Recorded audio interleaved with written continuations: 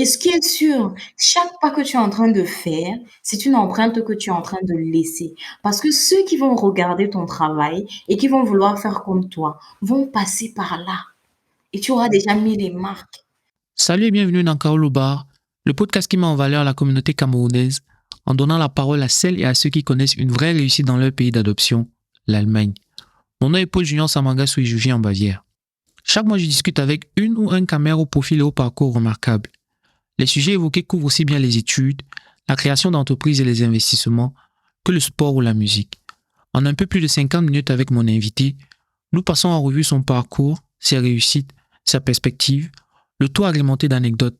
Si comme moi, tu souhaites trouver des réponses aux questions que tu te poses sur la vie en Allemagne, je te propose de démarrer avec notre invité.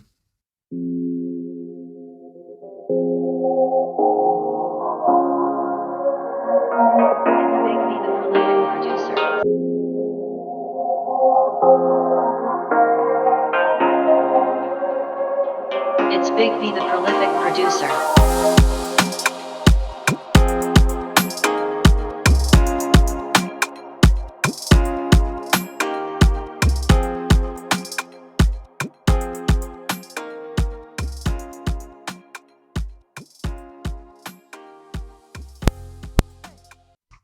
Bonjour à tous et une nouvelle fois bienvenue dans Kaolo Bar. Aujourd'hui, j'ai le plaisir d'accueillir Teflon Fudjo. Bonjour Teflon et merci d'accepter de partager ton expérience dans mon podcast. Bonjour Paul, merci pour ton invitation. Moi, je suis complètement ravie. Comme je t'ai dit, on a eu à discuter ensemble auparavant au téléphone. Tu es l'une des personnes que je suis beaucoup parce que tu es plutôt expérimenté dans le domaine. En fait, tu fais un peu ce que je fais, quoi. Les auditeurs vont découvrir ça un peu plus tard au cours de l'épisode. Je suis content, t'as même pas idée. Bref, pour tous ceux qui se demandent qui est Teflon, c'est une jeune entrepreneur passionnée de communication qui a décidé d'en faire son domaine d'expertise. Si je devais vous donner une liste non exhaustive des différentes casquettes qu'elle porte, je vous dirais par exemple qu'elle anime depuis bientôt 3 ans une page YouTube appelée Les Petits Débats de Teflon. Elle est animatrice d'événements. Elle est cofondatrice de la Foire des Idées, un salon de rencontres et d'échanges adressé aux Africains francophones qui vivent en Allemagne. Et elle conseille au-delà de tout ça des entreprises dans le cadre du marketing. Bref, c'est notre Oprah Winfrey. Je sais pas si c'est vraiment ton modèle, mais c'est comme ça que moi je te vois en fait. Okay. Au cours de notre discussion aujourd'hui, nous essaierons de savoir comment elle a réussi à mettre tous ces différents projets en place. Et surtout, nous allons essayer de savoir quel est son secret pour être aussi constante au fil du temps. Donc, sans plus tarder, on va passer à la première partie du podcast, l'apéro.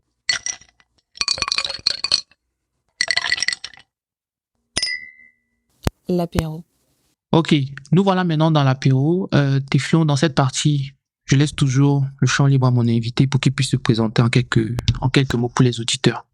Merci beaucoup, Paul, pour cette introduction. Ça fait un peu bizarre de se faire présenter par quelqu'un d'autre parce que d'habitude, c'est moi qui présente les gens.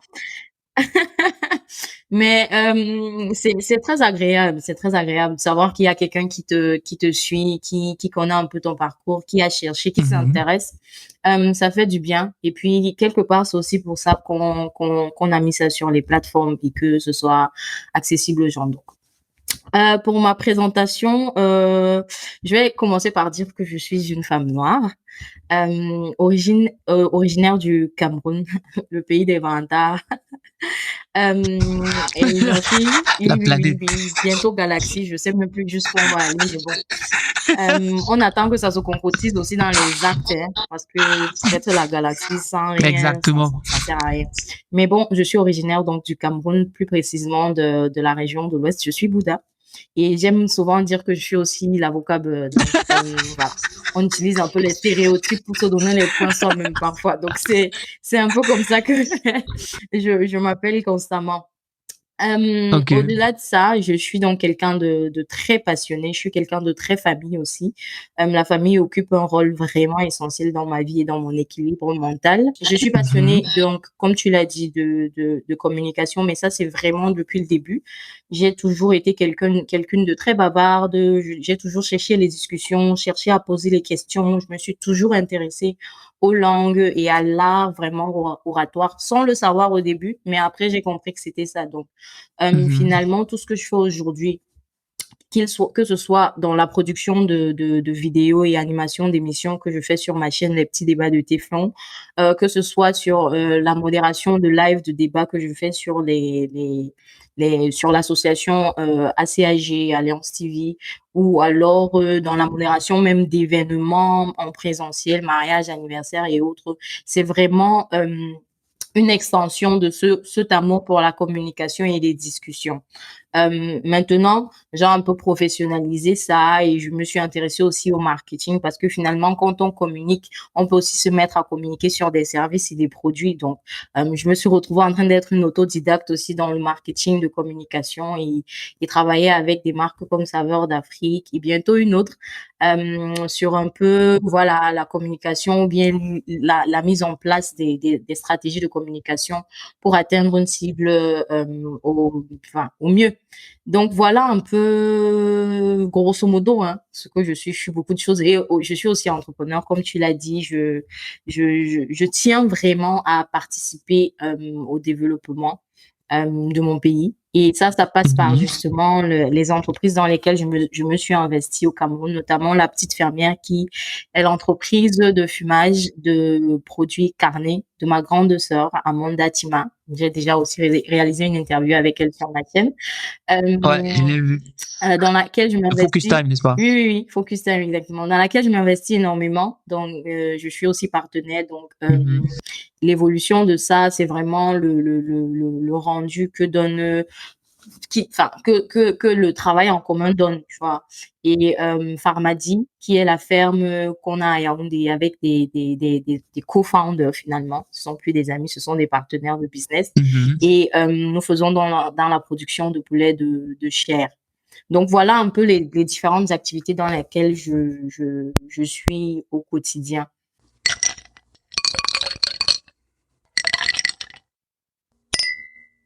Le happy hour.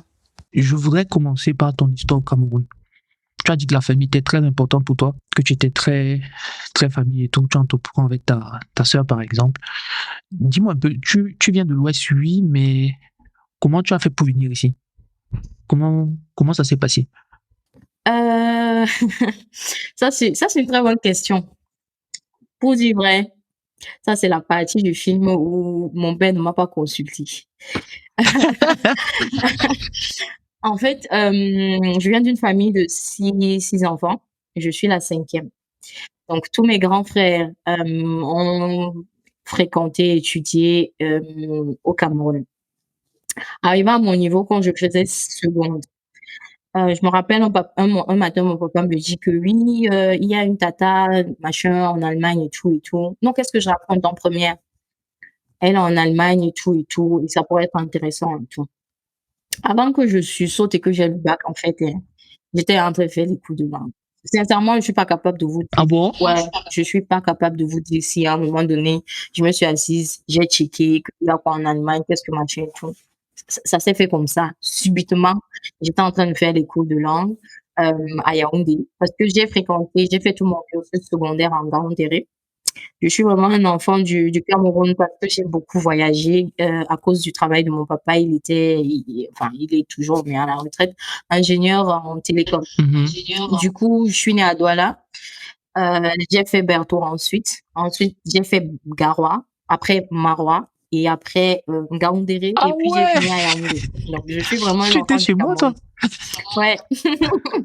Donc, c'est un peu, on était des pigeons voyageurs. Moi, j'ai vraiment fait Tu as bougé, hein? j'ai bougé beaucoup au Cameroun, je connais beaucoup de culture au Cameroun. Et c'est peut-être pour ça aussi que j'aime énormément ce pays parce que j'en connais la richesse.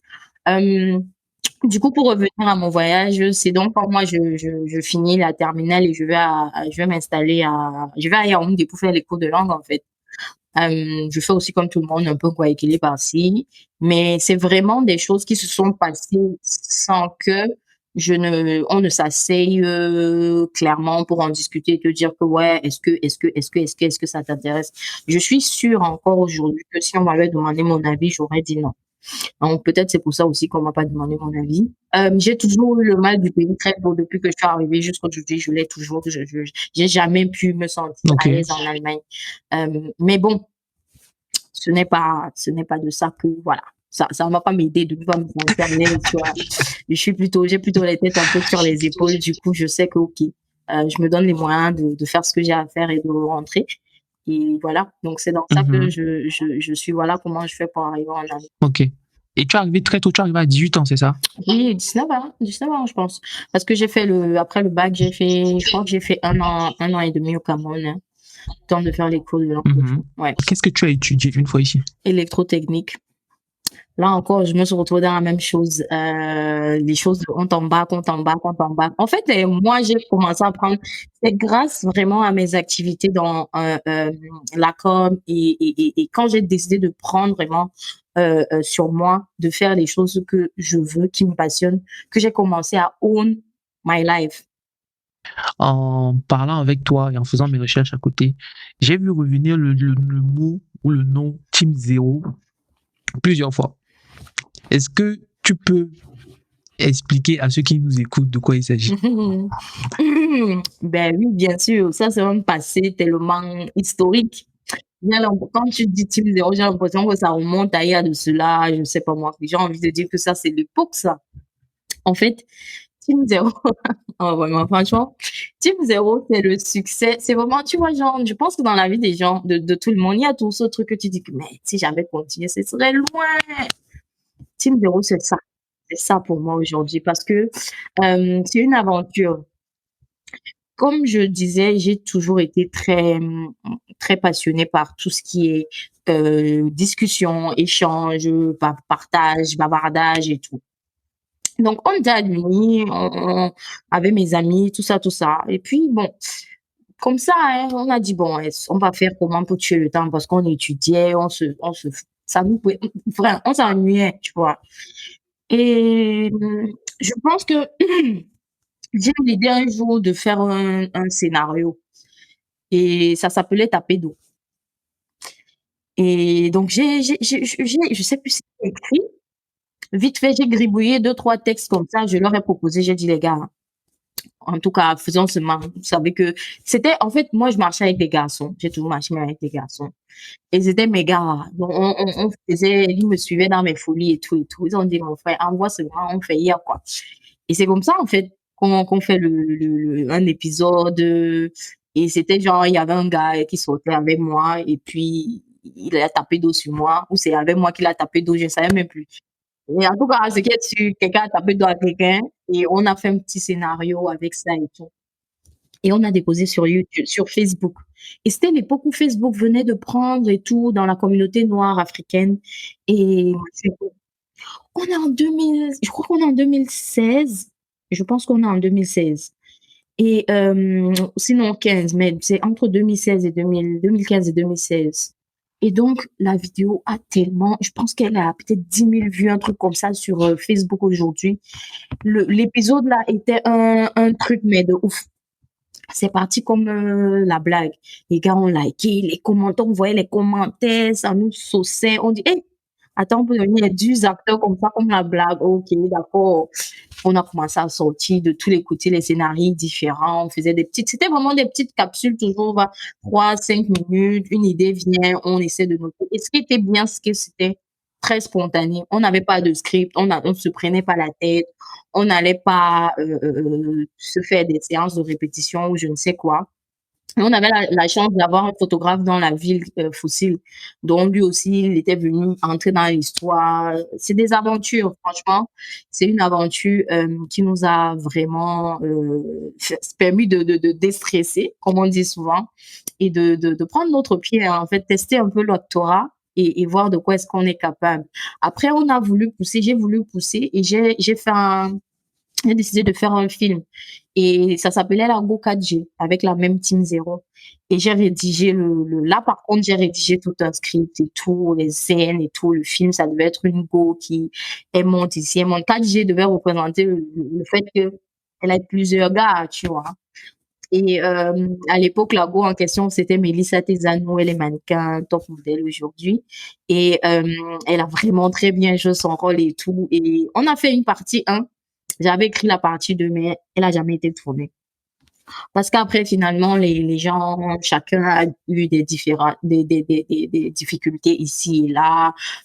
Quelqu'un qui devait partir, une autre personne. L'équipe s'est dispersée et l'aventure de Team Zero s'est terminée juste comme ça, sans même avoir commencé. Mais c'était vraiment une période beaucoup de joie, vraiment beaucoup de joie, beaucoup de bonne humeur et de très bons moments passés ensemble.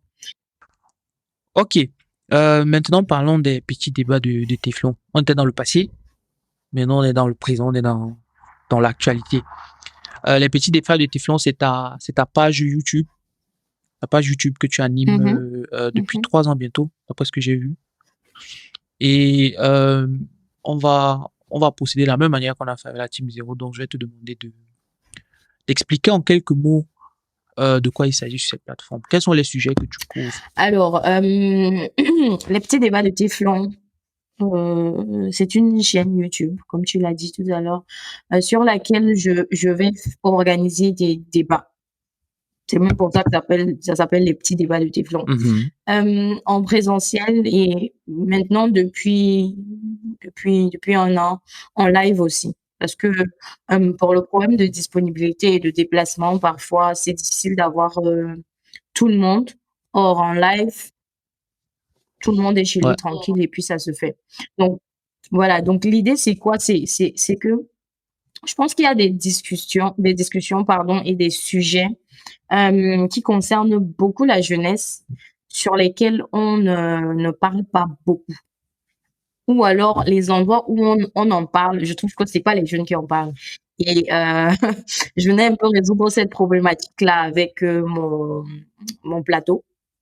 Donc permettre aux jeunes qui vivent cette situation-là de s'exprimer dessus et de parler vraiment sans tabou, sans faux fuyant, sans rien, de comment est-ce qu'ils perçoivent une situation, de comment est-ce qu'ils réagiraient et tout et tout. Donc, on a eu à parler de polygamie, on a eu à parler d'intégration en Allemagne pour un Camerounais, on a eu à parler de culture, d'acculturation, on a eu à parler de maquillage et de opérations esthétiques et tout ça. Donc, en fait, on couvre vraiment plein de sujets. Et dernièrement, en live, donc, on a parlé de féminisme, de J'ai vu ça. soumission, on a parlé De patriarcat. d'infidélité, on a parlé de patriarcat dernièrement. Donc, des sujets vraiment qui, voilà, depuis qu'on est né, on entend les gros mots, mais nous, en tant que jeunes, qu'est-ce qu'on en pense? Est-ce qu'on le vit? Comment on le vit? Est-ce que c'est ce qu'on projette aussi pour nos enfants? Parce que c'est aussi ça, c'est la suite ressemblera à quoi? Mhm. Si on ne met pas des mots sur nos mots, j'ai envie de dire, on ne pourra pas changer la donne pour nos progénitures qui arrivent. Donc, maintenant, après, au fil de mes rencontres et des débats, je me suis rendu compte qu'il y a des Camerounais comme moi, des Africains comme moi, résidant en Allemagne, qui parfois allient études et business, études et passion, et qui, voilà, je n'ai pas l'impression qu'il y a un registre quelque part ou une plateforme quelque part où on peut aller juste les dénicher. Ça, c'est clair. Et donc, c'est pour ça que j'ai créé le Focus Time, pour me positionner comme étant une plateforme sur laquelle tu pouvais dénicher des talents de africains noirs qui vivent en Allemagne et même en Europe, bon, d'ici là, et qui réussissent quand même à faire des choses différentes de ce pourquoi, entre guillemets, ils sont venus, tu vois. Et j'aime bien ce côté-là parce que tu as écouté mon parcours. Moi, je suis venue ici. On m'a envoyé ici pour faire quelque chose, mais au final, je fais plein d'autres trucs à côté qui me plaisent beaucoup plus et dans lesquels Ouais. je suis beaucoup plus compétente que ce qu'on aurait pensé. Donc, pour moi, c'était aussi je retrouvais mes frères. Tu vois ce que je veux dire? Des personnes qui sont comme moi. Tu as donné des exemples de sujets que tu as eu à évoquer avec tes différents invités. Comment tu as choisi ces sujets-là? OK.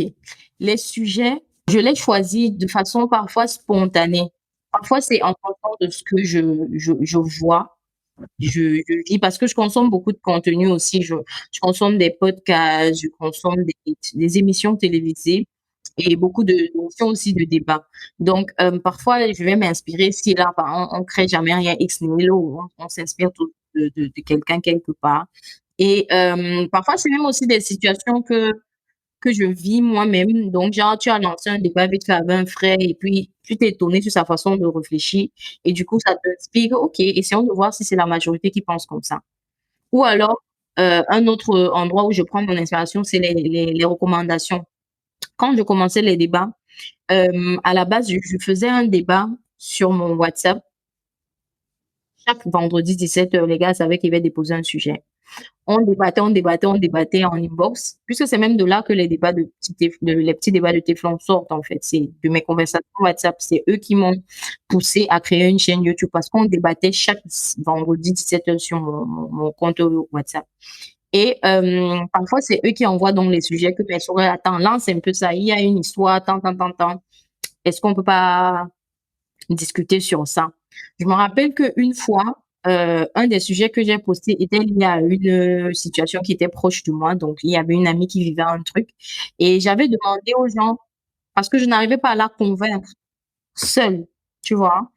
Euh, et je me suis dit, OK, vu que tu ne penses pas que j'ai raison, attends, je vais demander. Parce que ton sujet là, c'est même un sujet, tu vois. Et c'était une question de relation à distance, elle étant ici en Europe et la personne étant au Cameroun, avait un peu les choses, un peu, les demandes un peu bizarres. Moi, je voyais c'est un peu bizarre, tu vois, mais elle ne croyait pas du tout. J'ai déposé ça en sujet, donc c'est vraiment dans le quotidien de ma vie, de la vie de mes proches, ou maintenant de mes abonnés. C'est là-bas que je tire les différents sujets pour les débats. Et une fois que tu as l'idée, comment tu choisis les intervenants? Jusqu'ici, j'ai utilisé, je pense, peut-être 2 ou 3 stratégies. J'avais commencé d'abord, parce qu'on commence tout par ses amis, son entourage Ouais, ça proche. c'est Donc, clair. j'avais commencé d'abord par mon entourage le plus proche. Donc, vraiment mes voisins, les gens qui sont dans la même ville que moi. Et c'est facile de les convaincre. Maintenant, après, je pense que j'avais aussi fait des stories sur Instagram où je dis, bon, si tu es intéressé par un débat, tant, fais-moi signe et puis on s'organise. Donc, parfois aussi, c'était, je demande à des amis, est-ce que tu as quelqu'un qui aimerait parler de ça? Et la personne dit oui, ok, je te cherche tout ça. Mhm. Maintenant, après, quand j'avais des débats un peu plus sophistiqués, des sujets un peu plus sensibles, sophistiqués, je pouvais dire non. On parle de quoi là, par exemple? Quand on a parlé de polygamie, par exemple, Ok. je connaissais que, tel et tel, je sais que la personne sort d'un foyer polygamique, tu vois. Je sais que tel ne sort pas d'un foyer polygamique. Ou bien, j'ai déjà discuté avec tel, je sais comment il pense par rapport à la polygamie. Je pars maintenant, je pique. Je me dis, toi là, ta façon de parler là, viens. Donc, pour les sujets vraiment sensibles où je sais qu'il faut être assez pertinent dans la discussion, je peux faire une sélection de profils. Par contre, sur des sujets où tout le monde peut s'étendre, où c'est un peu vaste et tout, bah, je donne la possibilité à tout le monde en déposant peut-être un statut. Et puis chacun, celui qui se sent bien. J'ai le sentiment que peut-être que je me trompe, hein, mais j'ai le sentiment que tu essaies d'être plutôt neutre. Tu laisses la place à tes intervenants pour qu'ils exposent leurs idées, qu'ils débattent autour de leurs idées, mais tu C'est te bien, tiens un peu plus en retrait. c'est bien que tu dises essaye. Parce que j'essaye vraiment. Je suis dans les essayages. C'est pas facile.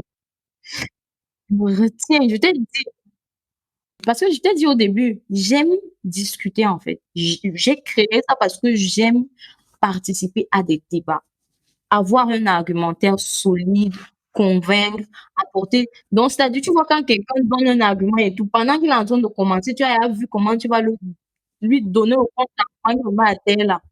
J'aime cette sensation-là, tu vois. Mais mon plateau, c'est pour permettre à mes invités d'échanger, tu vois. Et donc, et c'est aussi plus, sinon on va aller dans vraiment l'anarchie. C'est plus contrôlé quand il y a quelqu'un qui fait de la modération et qui essaie d'être neutre et répartit équitablement les paroles et soupèse et équitablement aussi le pour, le contre et relance aussi facilement les gens. Donc, je joue ce rôle-là pour qu'on ait un plateau stable, qu'il n'y ait pas bagarre.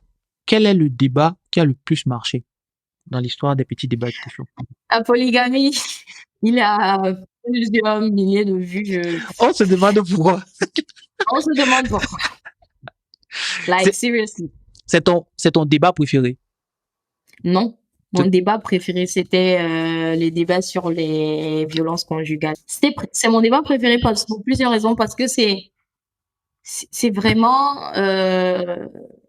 En fait, sur le panel, j'avais vraiment une représentation correcte de la société. Tu vois, Mhm. j'avais la femme qui disait que si ton homme te tape, ça veut dire que quelque part aussi, il faut voir ce que tu as fait. J'avais la Mhm. femme qui disait, Gilles, je sors, je ne reviens plus jamais. Mhm. Tu vois, donc j'avais vraiment une belle représentation de la société. Et sans le vouloir, hein, je les avais choisis comme ça au hasard. Et finalement, et moi, j'ai raconté l'histoire de la scène que moi j'ai vécue, d'une violence, d'un homme qui tapait sa femme devant ses enfants et devant moi. J'étais en vacances chez eux. Et en fait, cette scène, je l'ai vécue à 11 ans, mais jusqu'à aujourd'hui, je Ça la t'a marqué. revois comme un film, en fait. Et c'est vraiment le débat qui m'a le plus touchée. Donc, finalement, mon débat préféré. Ça me plaît que le débat qui marche le plus ne soit pas celui qui t'est le plus le plus plu. Parce que je voulais te poser la question de savoir euh, au niveau où tu es. Tu as commencé un peu plus tôt que moi. Est-ce qu'il t'arrive Mhm, quand tu sélectionnes tes sujets de débat de te poser la question ou bien d'être devant ce choix où tu prends un sujet qui tu sais va marcher à tous les coups, style polygamie, mhm. ou bien tu prends un sujet où tu sais que là tu vas débattre avec tout ton potentiel. Est-ce que tu as souvent ce choix-là, ce choix cornélien à faire entre les débats que tu veux? Non, pas vraiment. Je suis quelqu'un de très authentique et Mhm, spontané. Tu vois, je ne trompe pas. Je ne fais pas, je ne veux pas tricher. Je ne veux pas faire les choses pour que mhm, je suis pas comme ça. Je fais toujours les choses au feeling. mhm, Et la plupart du temps, en fait, je dépose ça là. Ce que ça devient après, c'est pas que I don't care, mais je ne suis pas avide de succès, tu vois, ouais, il faut que ça marche, donc je choisis ça parce qu'il faut que ça marche. Non, choisis ce sujet aujourd'hui parce que c'est lui qui est important aujourd'hui.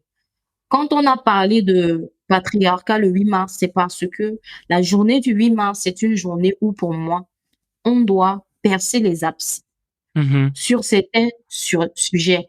À chaque niveau, il y a quelque chose qui peut être fait. Tu es pas là pour plaire aux gens, tu es là pour mettre sur la table les sujets qui nécessitent une clarté. Voilà. Ok. Puis qui, selon moi, dans le temps où je veux, parce que si tu regardes, tu vas pas avoir une fréquence de débat. Ouais. Je n'ai pas de fréquence parce que je ne cours pas derrière. Je sais, le jour où je sens qu'il faut qu'on débatte de ceci parce que cela, je le fais. Je trouve intéressant que tu parles ça parce que c'est un peu ma manière de voir aussi. Je Mhm. m'intéresse pas au nombre de followers, je regarde le nombre de downloads, évidemment, mais c'est pas dessus que je me fixe. Ton Mhm. focus time, tu as fait un focus time sur ta personne. Très intelligent, by the way. La bonne charité commence par Thank soi-même. you. Ouais, toujours, toujours. Et dans ton focus time, tu disais, si parmi ceux qui t'écoutent, tu changes ou bien tu ouvres les yeux à une personne, à un de tes auditeurs, ou bien à deux de tes auditeurs, toi tu es content, tu as fait ton job. C'est Yep. exactement comme ça que je pense et je trouve ça, je n'ai rien à redire, c'est parfait. Je n'ai Merci vraiment beaucoup. rien à redire. Euh, Merci, merci. maintenant, on va un peu parler de manière générale des débats. J'ai Mhm. remarqué que tes débats, au fil du temps, les premiers débats n'ont rien à voir avec les débats d'aujourd'hui. Le décor est différent, Mhm. le décor est beaucoup plus beau, la qualité d'image est beaucoup plus belle, tu as beaucoup plus d'assurance, les intervenants sont beaucoup plus à l'aise. C'est quelque chose que je cherche aussi. Je vais pas te mentir, Mhm. je veux pouvoir écouter mon premier épisode dans un an, dans 2 ans, si peut-être à Dieu me dire, ah, mais qu'est-ce que tu as raconté comme ça? Mon Dieu, tu étais nul! Du coup, je me demande si tu as ce sentiment-là. Si déjà ça t'arrive de regarder tes premières vidéos, tes premiers débats, et quel sentiment tu as quand tu les vois. Oui, oui, oui, oui, ça m'arrive. Je vais déjà commencer par dire que la répétition est la mère des sciences. Practice makes the Mhm. master. Ça, c'est clair et ça vaut pour tout le monde et pour tous les domaines. Ouais. Ensuite, on m'avait posé une question une fois de savoir pourquoi est-ce que je n'ai pas effacé mes premiers débats sur mon compte Instagram parce que j'avais commencé sur Instagram. Mhm. Et j'ai répondu à la question en disant que j'ai besoin de rentrer, de me retourner et de voir ce que j'ai fait Mhm. pour savoir que je suis en train d'avancer. Si je me concentre sur l'état actuel des choses, je vais toujours me plaindre. Je Ouais. vais toujours trouver que je n'en fais pas assez. Je vais toujours trouver qu'il y a trop de choses que je fais pas Ouais. bien. Or, quand tu regardes derrière et que tu vois d'où tu es parti, ce que tu as fait avant, le décor que tu avais avant, la qualité d'image que tu avais avant, tu regardes ton plateau, je dis, toi, tu fermes ta bouche. Tu dis non, et avancer. Avance. Et ce qui est sûr, chaque pas que tu es en train de faire, c'est une empreinte que tu es en train de laisser. Parce que ceux qui vont regarder ton travail et qui vont vouloir faire comme toi vont passer par là. Et tu auras déjà mis les marques. Donc, c'est avec ça que je consolide ma position et que je ne me laisse pas emporter par l'envie d'être perfectionniste et d'avoir tout de suite. Au-delà du fait de t'empêcher d'être perfectionniste, ça te permet de garder aussi les pieds sur terre Oui, et d'être plutôt modeste. C'est-à-dire, quand tu vois quelqu'un qui a des difficultés, tu n'es pas plutôt du genre à dire, ah, toi, laisse tomber, tu es trop nul. Tu es plutôt du genre à dire, vas-y, continue. exactement. On est tous passés par là, c'est normal, n'abandonne pas. Exactement. Je pense qu'on en a même Ouais, on parlé en a par parlé la appel une première fois, fois. justement. Et C'est pour ça que je je dis t'ai dit, ça. ne te fais pas de soucis. Et ça va. Moi, je pense que ça s'applique à, moi, je pense que ça s'applique à tous les domaines, même, en fait, dans la vie de manière Bien générale. sûr, Parfois, bien même, sûr. j'arrive ici, il y a des moments où tu te dis, ouais, ma vie n'est pas ce qu'elle devrait être. Et après, tu te poses en mode, tu te dis, mais attends un peu, tu viens d'où, en fait? Si on t'avait dit que tu serais En dans la fait, position où tu es aujourd'hui, mais tu aurais tu signé aurais cru. les yeux fermés. Voilà. Donc, arrête de te plaindre et continue, dis donc. Maintenant, on va parler du focus time, ma partie préférée, celle qui m'inspire. Tu en as 21 au total. J'ai fait Waouh, les comptes. ça fait Peut-être que je beaucoup, me hein? trompe, tu vois. C'est bien. Je crois que l'interview, c'est plutôt intéressante pour toi. Ça te permet de Ah faire ouais, quelque part en ouais, arrière, de réaliser ce que tu fais. Je suis là pour ouais. te rappeler ça. Tu en as fait Merci. 21 au total, 17 ici en Allemagne et 4 au Cameroun. On Bientôt va 5. À commencer. 18h, on sera à 5. J'ai vu c'est celui que tu as annoncé dernièrement sur Instagram. Ouais, ouais, c'est lui. Euh, ok. Siness, le perfectionniste. Le Oui. perfectionniste, justement. Mhm. Parlons des 17 ici en Allemagne. Oui. Je crois que tu l'as expliqué plus tôt, Mhm, mais est-ce mhm. que tu peux le rappeler brièvement encore? Qu'est-ce qui t'a amené à lancer ce truc-là ici en Allemagne? Le manque de représentativité dans la communauté. Donc, on ne sait pas qui fait quoi. On ne sait pas comment joindre quelqu'un qui fait quoi. Secondo, l'envie de rencontrer des personnes comme moi et de partager, de voir si le parcours est semblable au mien. Et tertio, l'envie de motiver les gens à sortir de leur zone de confort. Vraiment, Et c'est ça, le focus time. là, là, c'est plutôt clair. Si on parle de ceux consacrés aux Camerounais, aux 237, Mhm. pourquoi, qu'est-ce qui s'est passé dans ta tête pour que tu te dises, OK, je voudrais faire un focus time consacré essentiellement à ceux qui font des trucs au Cameroun? En fait, c'est ma grande sœur, La petite fermière. ma petite fermière. Mhm. C'est une C'est femme. vraiment ta grande sœur. Oui, grande sœur, même père, même mère. OK, OK. I'm just Euh, asking. mhm. En fait, quand moi je regarde, je vis son aventure, la petite fermière, depuis le début, vraiment. J'ai Mhm. trop d'admiration pour elle. Bon, peut-être je ne dis pas trop, tu vois, mais bon, Non, on le dit ça jamais à c'est nos sœurs. Tu es pas la l'amour, tu seule. vois, Non. c'est l'amour en tout cas. Euh, mais j'ai beaucoup d'admiration pour ce qu'elle fait. Et je me rappelle aussi que à un moment donné, je me rappelle quand je suis un peu avancée dans les focus time, je me rappelle que j'ai plein d'amis au Cameroun qui font des trucs, hein, qui font des trucs. Et vu qu'ils sont encore dans l'essai, le test, ils ne sont pas forcément très connus. Tu sais, au Cameroun, pour avoir une certaine visibilité, être sur un plateau et tout, il faut avoir les longs bras, les longs pieds. Tout doit être long. Du coup, eux, ils sont un peu défavorisés dans ce sens-là. Et le dernier point, c'est euh, le fait que tu discutes parfois avec des gens ici en Allemagne qui lancent un petit business ou font un petit truc et ils se plaignent, tu vois. À quel point c'est difficile, oh, ça stresse, la poste nous fait ça, le machin est monté, ça me fatigue, tout et tout. Et moi, je connais des gars qui sont dans la situation qu'on connaît au Cameroun là, qui malgré la situation là, parce que si on veut comparer la situation de Cameroun et celle de l'Allemagne, je suis désolée, on est beaucoup plus avantagés. Mais qui, malgré cette situation, malgré le fait qu'il n'ait pas d'argent forcément, ou bien qu'il n'ait pas toute la facilité administrative qu'on a ici, les gars thrive quand même. Les gars sortent, Mhm. les gars font et les gars sont qualitatifs. Donc, c'était aussi une sorte de piqûre de rappel que je voulais faire à la diaspora que pendant que vous vous plaignez, vous dormez là. Regardez ce que les gars qui sont au Cameroun, dans les réalités qu'on voit à la télé tous les jours là, regardez ce qu'ils font. Vous pensez vraiment que vous avez le droit de dormir? Donc, c'est vraiment toujours dans l'idée de motiver les gars à faire Mhm. ce qu'ils ont envie de faire. Tu mets la main sur ces personnes-là comment? Ta sœur, je comprends, c'est ta sœur, elle est à la maison, tu dis, oh, viens ici, assois-toi là, Ouais. et raconte-moi ce que tu fais. Mais quand on parle, par exemple, de l'informaticien, ou bien, je me souviens plus de son nom, mais celui, ou bien de celui Régis qui a fait, Satemegue. exactement, comment tu mets la main sur ces personnes-là? Bon, moi, je suis en mode demande d'abord. C'est si on te dit non, quand tu dis que tu as essayé, ça va pas donner. J'ai écrit à Franck Bikele sur Instagram, tout simplement. Je suis Mais tu tellement, as fait comment pour le trouver sur Instagram? je le suis, non, je le suis. Je conçois Ah, son ok, tu le suis contenu déjà. depuis, en fait. Mhm. Et c'est Ouais. quelqu'un qui me parle parce que ce qu'il fait, son travail est trop quali.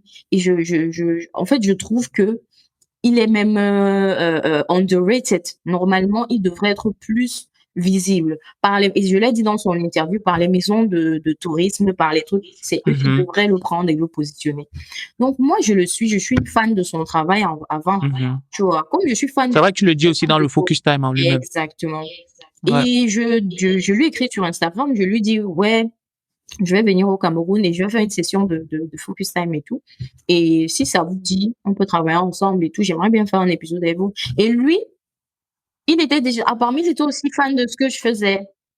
Il aimait bien mon Ok. travail et tout et tout. Il me dit, non, mais franchement, j'aime trop ce que vous faites et tout et tout. Ça me paraît très intéressant et tout. Et il était vraiment disponible. Il était là à l'heure. Il s'est déplacé sans problème. Il est venu au lieu du rendez-vous. Il a fait son interview. Il a fait les BTS tranquille. Vraiment.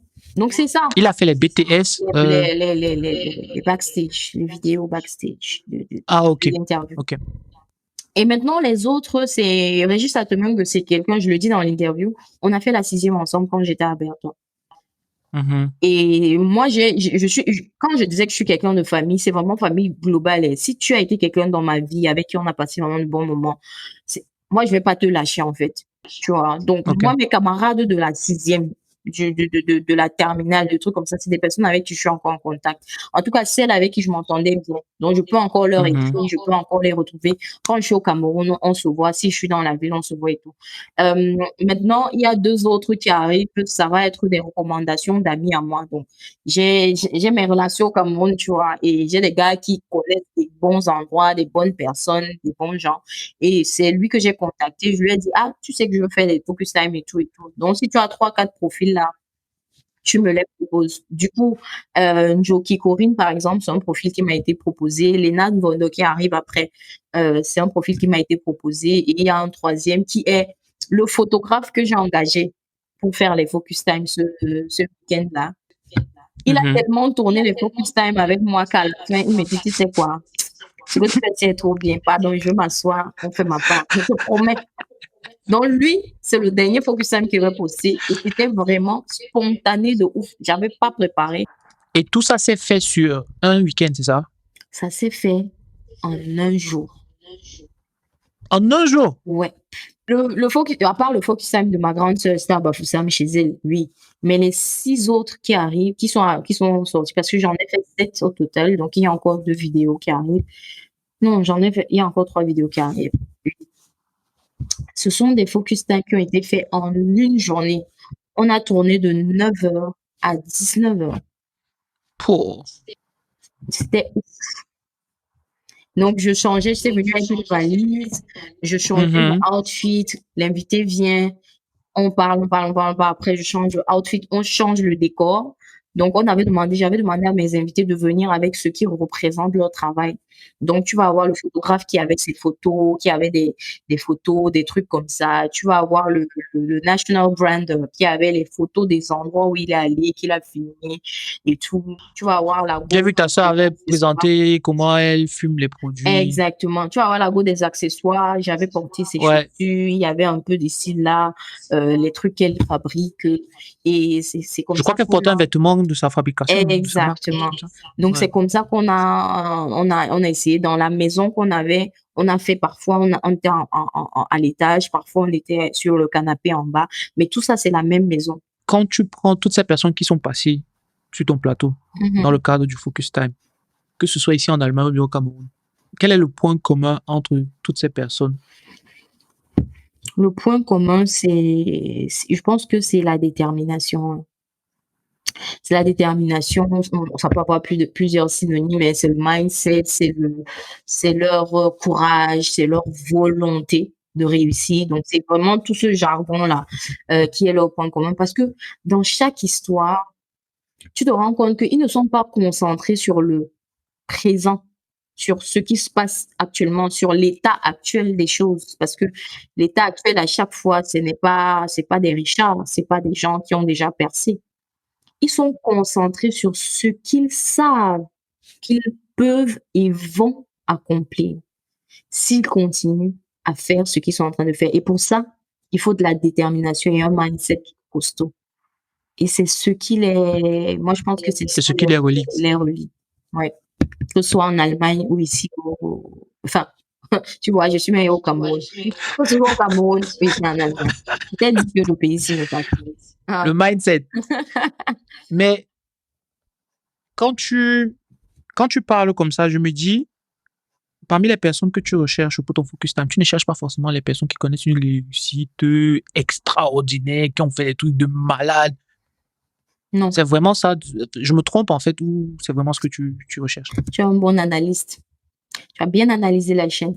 L'idée, c'est quand tu vas percer, tu seras déjà passé sur mon plateau. Ok. En gros, c'est ça. Dans ce cas, on est un peu pareil parce que moi, comme je crois que c'était avec Pouclair que je disais ça. Mon podcast, je souhaite que mon podcast, dans l'idéal, évolue avec les personnes avec qui j'ai eu à discuter. Exactement. Ça dit, je discute avec toi, Tiflon, aujourd'hui, avec à peu près 1000 suiveurs, des vidéos. Tu es depuis 3 ans sur le marché, ou bien tu es depuis 3 ans dans le business. Je veux pouvoir discuter avec toi dans 5 ans. Et comme tu fais avec tes vidéos, revenir sur la première interview, c'est-à-dire l'interview qu'on fait aujourd'hui, me dire, OK, à l'époque, tu m'avais dit que tu faisais telle chose, telle chose. Est-ce que tu continues à faire ça? Est-ce que ta manière de voir certains sujets a évolué, et ainsi de suite? Je trouve ça très intéressant. Pour moi, c'est même, si je réussis ça, franchement, ce sera nice. Je suis en paix.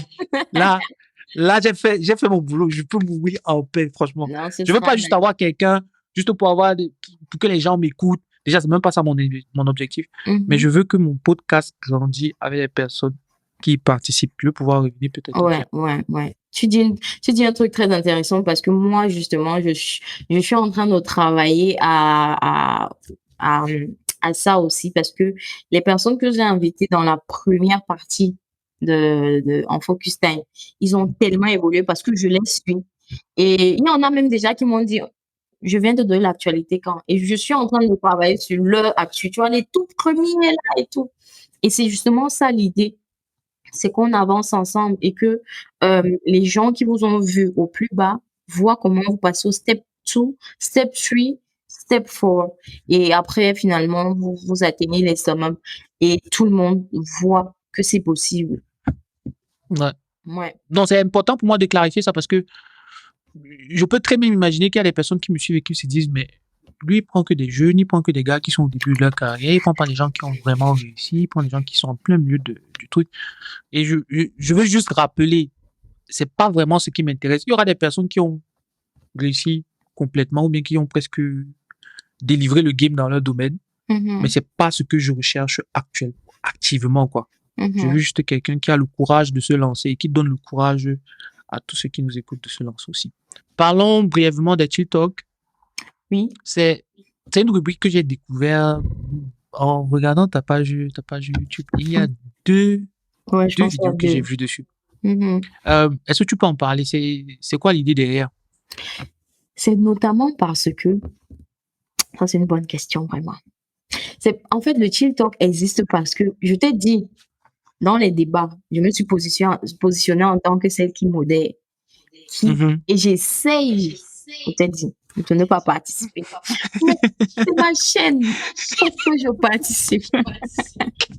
Il fallait Maintenant, je comprends. m'exprimer. Et donc, c'est ton terrain de jeu. C'est mon terrain de jeu. Je parle. Si tu vois bien le TikTok, je suis assise comme ça. On parle, on est là, chacun dit sa part, je dis ma part, on dit. C'était pour me permettre de m'exprimer sur ma chaîne, tu vois. Et donc, le Chill Talk, c'est vraiment chill talk, une ambiance où il n'y a pas de règles, il n'y a pas de modération, il n'y a pas de truc. On jette un sujet sur la table.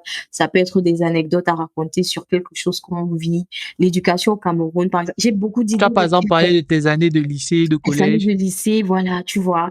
On peut parler de l'éducation au Cameroun ou bien de la punition, des punitions, ou on peut parler de l'arrivée en Allemagne ou bien les cours de langue en Allemagne. Tu vois un peu, j'ai beaucoup de sujets comme ça où on peut juste s'asseoir, poser, on raconte chacun. Tu as vécu quoi? Comment tu as vécu ça? Et puis là, je peux aussi parler. C'est ça le but. Ça veut dire que c'est vrai qu'il y en a deux maintenant, mais tu vas continuer en fait à en produire. Je vais continuer à en produire. Franchement, c'est le corona qui avait fait en fait que je ne fasse pas le supplément de Chill Talk que j'avais prévu. Les choses de restriction, machin, c'était un peu fort la période là. Et ça a donc baissé. Mais vraiment, je vais revenir dessus.